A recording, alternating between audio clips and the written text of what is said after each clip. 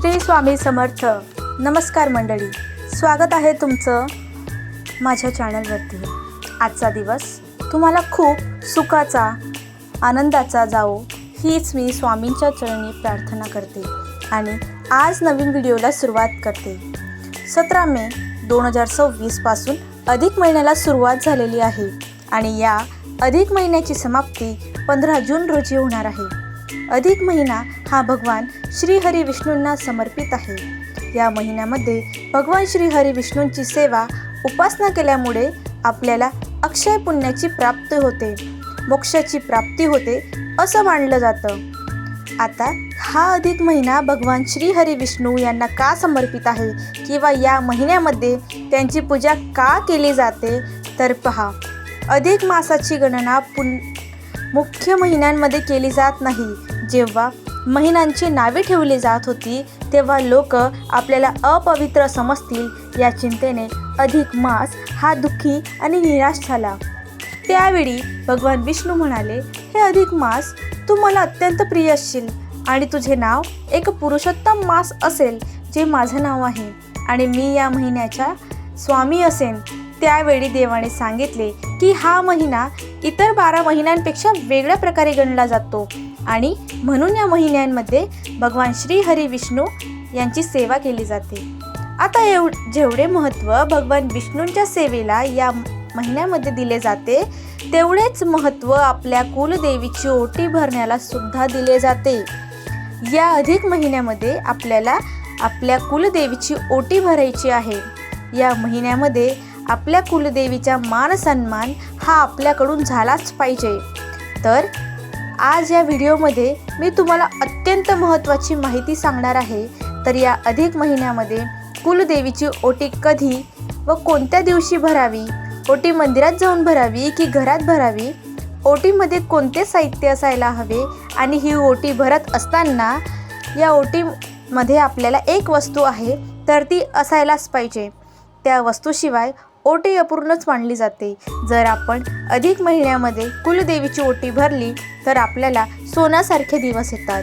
कुलदेवीचा अखंड कृपा आशीर्वाद हा आपल्या कुटुंबावर राहतो. तर ही अधिक महिन्यामध्ये ओटी कशी भरायची, कोणत्या वेळेत भरायची याबद्दल संपूर्ण माहिती या व्हिडिओमध्ये मी तुमच्यासोबत शेअर करणार आहे.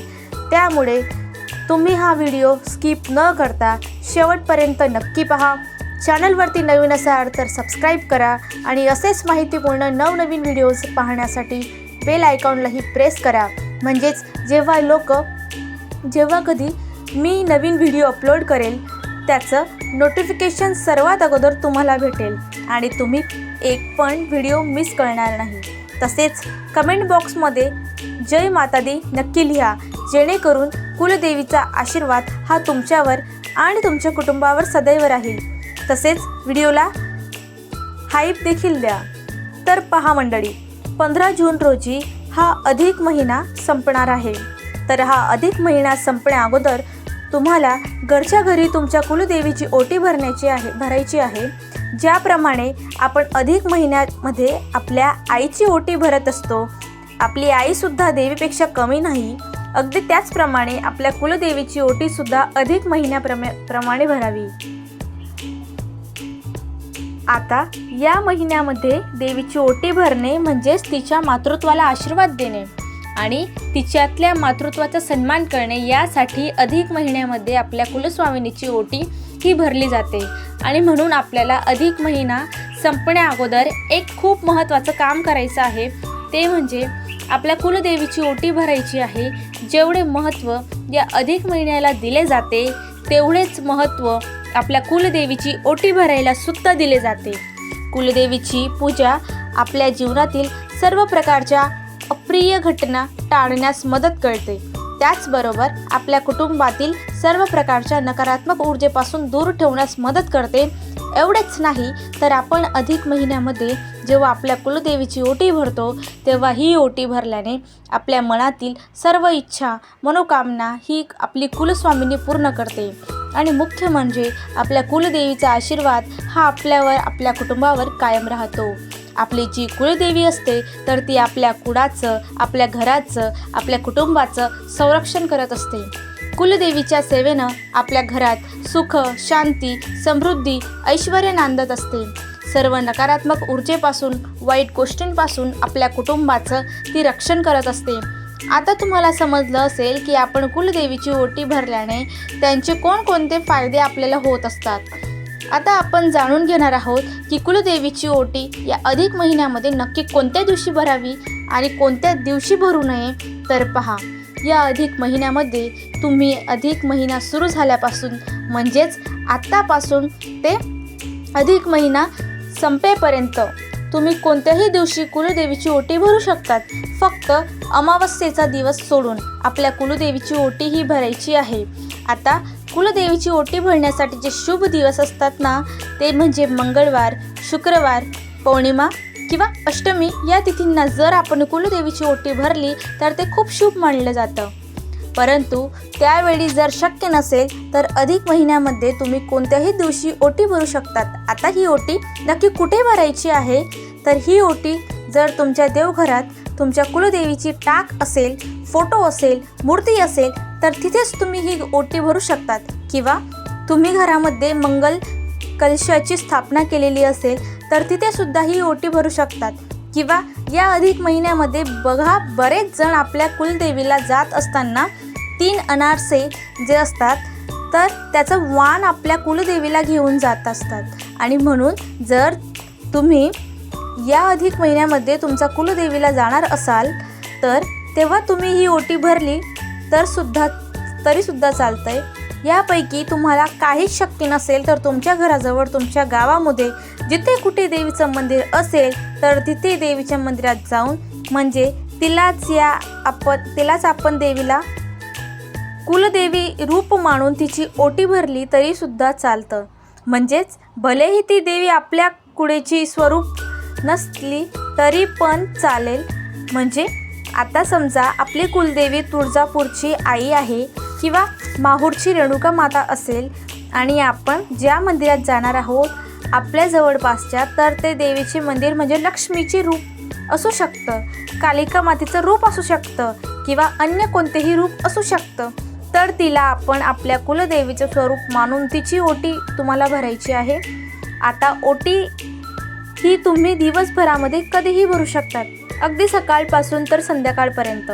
जेव्हा केव्हा तुम्हाला शक्य होईल तेव्हा तुम्ही तुमच्या कुलदेवीची ओटी भरू शकतात.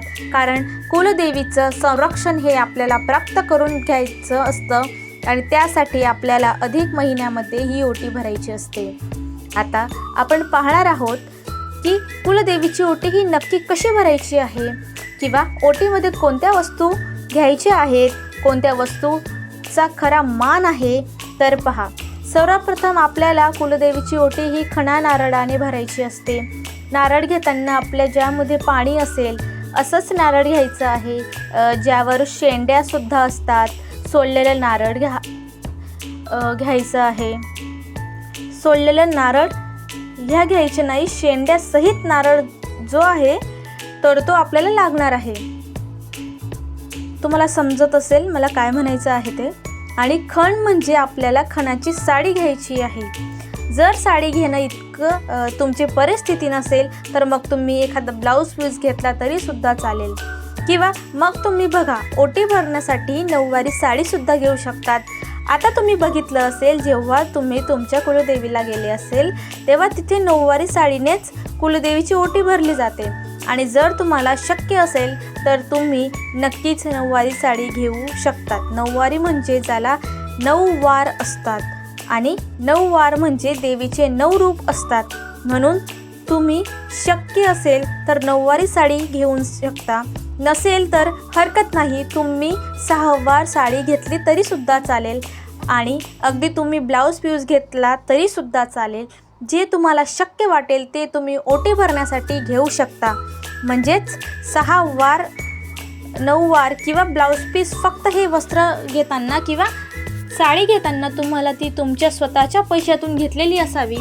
तुम्हाला कोणीतरी ही दान म्हणून दिलेली किंवा तुम्हाला गिफ्ट म्हणून मिळालेली असेल तर अशी साडी आणि असा ब्लाऊज पीस तुम्हाला घेता येणार नाही. तुमच्या स्वतःचा पैशातून तुम्ही तो खरेदी केलेला असावा आणि साडी किंवा ब्लाऊज पीस घेताना तो सुती किंवा रेशमी असावा. कारण देवतेकडून येणाऱ्या सात्विक लहरी ग्रहण करण्याची आणि ती धरून ठेवण्याची क्षमता इतर धाग्यांच्या तुलनेमध्ये या धाग्यांमध्ये अधिक असते आणि म्हणून साडी किंवा ब्लाऊज पीस घेताना तुम्हाला सुती किंवा रेशमी घ्यायची आहे. आता ही ओटी भरण्यासाठी तुम्हाला सर्वप्रथम एक मोठा ताट घ्यायचा आहे आणि त्या ताटावर तुम्हाला साडी किंवा ब्लाऊज पीस ठेवायचं आहे. यानंतर त्या साडीवरती तुम्हाला थोडेसे तांदूळ किंवा गहू ठेवायचे आहेत आणि त्या गव्हावरती किंवा तांदळावरती तुम्हाला एक नारळ ठेवायचा आहे. ज्या नारळामध्ये पाणी असेल असंच नारळ घ्यायचं आहे. तो सोलायचा नाही, कोणत्याही प्रकारच्या शेंड्या काढायच्या नाही. तसाच नारळ त्या तांदळावरती किंवा गव्हावरती ठेवायचा आहे आणि नारळ ठेवताना आपण जेव्हा देवीची ओटी भरणार आहे तेव्हा नारळाची शेंडी ही देवीकडे येईल अशाच पद्धतीने नारळ हा तुम्हाला ताटामध्ये ठेवायचा आहे. आता यासोबत तुम्हाला एक हळद कुंड, जी अख्खी हळद असते, लेकूरवाडी हळद आपण ज्याला म्हणतो, तर ते एक अख्ख हळकुंड घ्यायचे आहे. एक बारीक खारीक घ्यायचं आहे, एक बदाम घ्यायचा आहे, एक सुपारी घ्यायची आहे आणि 1 रुपयाचं एक नाणं तुम्हाला घ्यायचं आहे. या सर्व वस्तू तुम्हाला त्या ताटमध्ये सोबत ठेवायच्या आहे. यासोबतच तुम्हाला शोळा शृंगाराचा साहित्य जे असतं तर ते सुद्धा घ्यायचं आहे. एवढं घेणं शक्य नसेल तर तुम्ही काही वस्तू मी सांगते त्या आवर्जून घ्या, ज्यामध्ये लाल रंगाचं वस्त्र, बांगड्या, हळद कुंकू, गजरा, मंगळसूत्र आणि जोडवे ही शृंगाराची साहित्य तुम्हाला ओटी भरताना घ्यायची आहे. जर तुम्हाला शक्य असेल तर शेवडा प्रकारचा शृंगार असतो तो सुद्धा तुम्ही घेऊ शकता, परंतु नाही शक्य झालं तर ज्या वस्तू मी तुम्हाला सांगितलं तर त्या घ्यायच्या आहेत.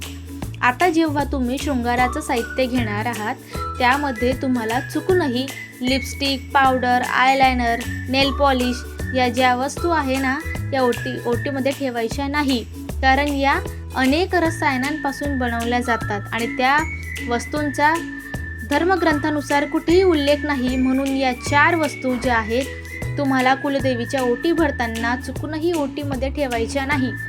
ज्या वस्तू मी तुम्हाला सांगितल्या आहेत त्याच वस्तू तुम्हाला ओटीमध्ये ठेवायच्या आहेत आणि ही ओटी भरताना तुम्हाला एक वेणी किंवा गजरा हा घ्यायचा आहे.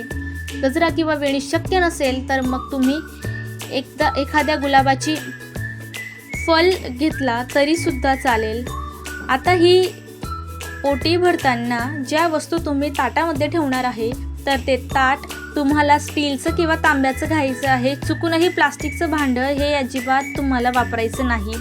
आता ही ओटी घरातल्या स्त्रीने भरावी, तर जी स्त्री ओटी भरणार तिने छान हातपाय स्वच्छ धुवावे, असं रेडी व्हायचं आणि छान रेडी व्हायचं. साडी किंवा ड्रेस घालायचा आहे. स्वतःच्या कपड्यांवरती हळद कुंकू लावायचं आहे. हातामध्ये तुम्हाला हिरव्या रंगाच्या बांगड्या घालायच्या आहे. छान असं साधं शृंगार करायचं आहे आणि यानंतर तुम्हाला ओटी भरायची आहे. आता जिथे तुम्हाला सांगितल्याप्रमाणे तुम्ही ओटी भरणार आहे तिथे गेल्यावर सर्वप्रथम तुम्हाला देवीसमोर एक तुपाचा प्रज्वलित करून दिवा लावायचा आहे आणि त्या दिव्यामध्ये शक्यतो 33 वाती लावा. 33 वात जे असतात ना त्या वातीची एक वात, जिथे कुठे पूजा साहित्य मिळते तिथे 33 वातींची एक वात मिळते, तिथून आणा. ती छान तुपामध्ये भिजवून घ्या आणि असा हा वातीचा दिवा तुम्हाला तुमच्या कुलदेवीच्या टाक असेल तर तिथे लावायचा आहे. मंदिरामध्ये गेला तर तिथे हा दिवा तुम्हाला सर्वप्रथम प्रज्वलित करायचा आहे. यानंतर देवीला हळद कुंकू तुम्हाला लावून घ्यायचं आहे. अक्षता अर्पण करायच्या आहेत. एक फूल अर्पण करायचं आहे आणि यानंतर एक ओटीचे जे ताट आहे तर ते आपल्या दोन्ही हातांमध्ये घ्यायचं आहे. कुलदेवीचे स्मरण करायचं आहे. ते ताट आपल्याला छातीला लावायचं आहे, म्हणजेच ताट दोन्ही हातांमध्ये पकडून आपल्या छातीजवळ पकडायचं आहे. आपल्या कुलदेवीसमोर तुम्हाला उभं राहायचं आहे. यानंतर हे ताट आपल्या छातीजवळ पकडून कुलदेवीकडून चैतन्य मिळावे, आपली आध्यात्मिक उन्नती व्हावी, आपली प्रगती व्हावी, कुटुंबावर कोणतेही संकट येऊ नये अशी कुलदेवीला मनोभावे प्रार्थना करायची आहे. आपल्या कुलदेवीला सांगायचं आहे, कुलदेवीचं नाव घ्यायचं आहे आणि सांगायचं आहे, या अधिक महिन्यामध्ये मी तुझी ओटी भरत आहे. मी मूळस्थानी येऊन ओटी भरू शकत नाही, म्हणून घरच्या घरी हीच ओटी भरत आहे.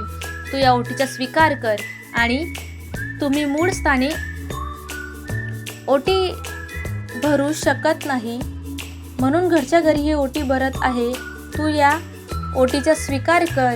आणि तुम्ही मूळ स्थानी गेले तर देवीला सांगायचं आहे, मी तुझ्या मूळ स्थानी येऊन तुझी ओटी भरत आहे. तुझा आशीर्वाद हा सदैव माझ्या कुटुंबावरती राहू दे. माझ्या कुटुंबात तुझ्या कृपेने सुख, शांती, समृद्धी नांदू दे. घरामध्ये कधीही अन्नधान्याची कमतरता कमी पडू देऊ नकोस. अशा मनोभावे तुम्हाला प्रार्थना करायची आहे. आणि यानंतर ही जी ओटी आहे तर त्या ओटीला हळद कुंकू लावून ही ओटी तुम्हाला कुलदेवीच्या मस्तकाला लावून तिच्या चरणापाशी अर्पण करायची आहे. यानंतर एका वाटीमध्ये तुम्हाला थोडेसे तांदूळ घ्यायचे आहे आणि ते तांदूळ तुमच्या दोन्ही हातांमध्ये घेऊन तुम्हाला कुलदेवीच्या मस्तकाला लावून तिच्या चरणी आपण जी ओटी अर्पण केली आहे तर त्या ओटीवरती अर्पण करायची आहे. 5 वेळा असे तांदूळ तुम्हाला तिच्या मस्तकाला लावून तिच्या ओटीवरती अर्पण करायचे आहे. यामुळे देवी तत्व हे जागृत होण्यास मदत होते.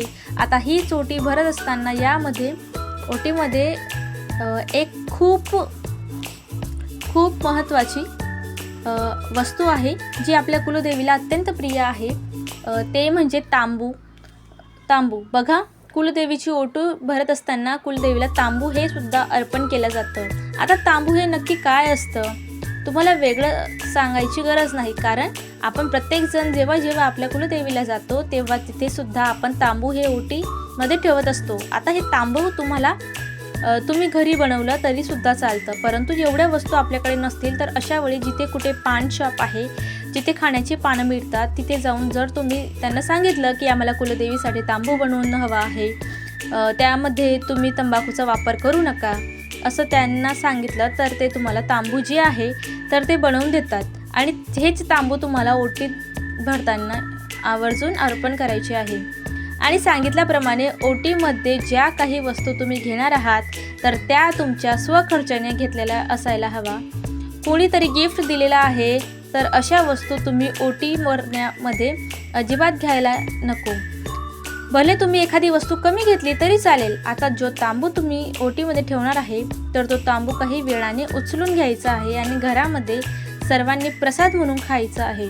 आता प्रसाद म्हणून खाताना एक मुख्य नियम तो तुम्हाला पाळायचा आहे, तो म्हणजे तांबू तुमच्या घराव्यतिरिक्त बाहेरच्या कोणत्याही व्यक्तीला द्यायचा नाही, कारण तो आपल्या कुलदेवीचा आशीर्वाद असतो आणि तो आपल्यालाच भेटायला हवा. आणि म्हणून हे तांबू घरात सर्वांनी प्रसाद म्हणून खायचा आहे. आता तुम्ही देवीची ओटी भरण्यासाठी जो काही ब्लाऊज पीस घेणार आहात किंवा साडी घेणार आहात तर ती चुकूनही निळ्या रंगाची किंवा काळ्या रंगाची नको. निळा रंग काळा रंग सोडून तुम्ही कोणत्याही रंगाचे वस्त्र ओटी भरण्यासाठी घेऊ शकतात. तसेच तुम्ही सुद्धा ओटी भरताना निळ्या आणि रंगाची कपडे परिधान करू देवीची ओटी भरू नका. आता ही ओटी जर तुम्ही घरीच भरले, तुमच्या घरीच कुलदेवीची टाक आहे, फोटो आहे किंवा मंगल कलश आहे, तिथे समोरच तुम्ही ही ओटी घरच्या घरीच भरले तर मग त्या ओटीचे साहित्य काय करायचं तर ते बघा, ओटीचे सर्व साहित्य तुम्ही स्वतः वापरू शकतात किंवा मग काही दिवसांनी जर तुम्ही तुमच्या कुलदेवीला जाणार असेल, काही एका महिन्यामध्ये तुमचा काही प्लॅन असेल जाण्याचा तर ती ओटी तशीच सांभाळून व्यवस्थित ठेवा. आणि जेव्हा तुम्ही कुलदेवीला जाणार आहात तेव्हा ती ओटी सोबत घेऊन जायचं आहे आणि कुलदेवीला अर्पण करायचं आहे.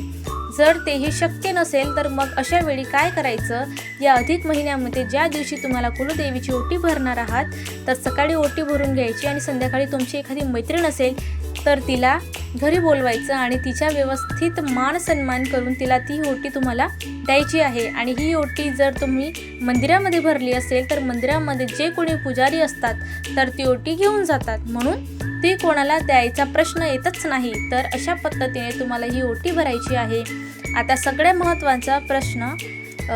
महत्त्वाचा प्रश्न म्हणजे कुलदेवीची ओटी कोण भरू शकतं तर ते पहा, कुलदेवीची ओटी ही कोणीही भरू शकतं. विवाहित स्त्री, अविवाहित मुलगी किंवा विधवा स्त्री सुद्धा कुलदेवीची ओटी भरू शकते. असं अजिबात नाही की विधवा स्त्री आहे ती कुलदेवीची ओटी भरू शकत नाही.